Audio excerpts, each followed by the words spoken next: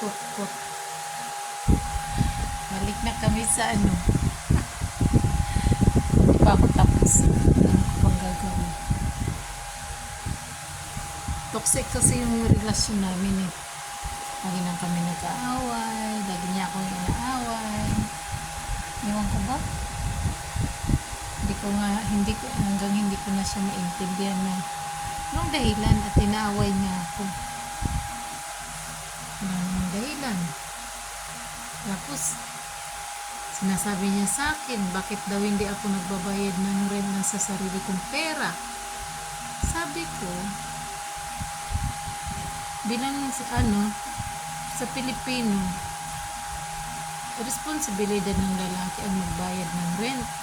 Ako na nga yung nagbabayad ng ng kuryente, tubig, tapos sa pagkain namin. Ako yung nagbibili. Kung may pera siya, mag-grocery siya. Pero ano bang gino-grocery niya? Kape, bread, tapos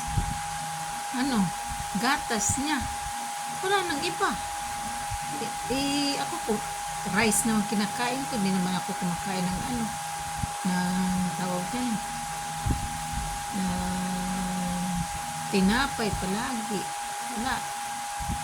Ganun na lang pintahan niya ako. Hindi nga ako umiimik lang kasi ayoko ng gulo eh. Siya lagi ang nag-start ng gulo. Tapos ako pa yung masama. Ako pa yung baliktad sa kanya. Wala naman ako nakuha sa kanya kasi naaawa naman ako sa kanya dahil wala siyang pera. Na-scam nga siya. Wala siyang pera. Wala siyang gamitin pang paggamot sa sarili niya. Masyadong binabudget. Ako nagbabudget sa pera niya pagdating ng wala nang pagdating ng ay 2 linggo paubos na yung pera niya. Siyempre grab pa, laking gastos, tapos ganun pa gagawin sa akin. Libre na nga yung pag-aalaga sa kanya. Hindi naman ako sa nagpabayad, kasi lang nakakainis lang yung pati ako. Sabihin niya sa akin na bakit hindi daw ako magbabayad ng dapat hati daw kami. Hati kami? Balik na lang ako sa bahay ko. Balik na lang siya sa bahay niya sa El Salvador.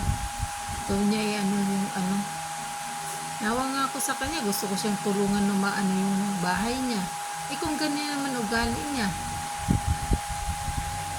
sa kanya,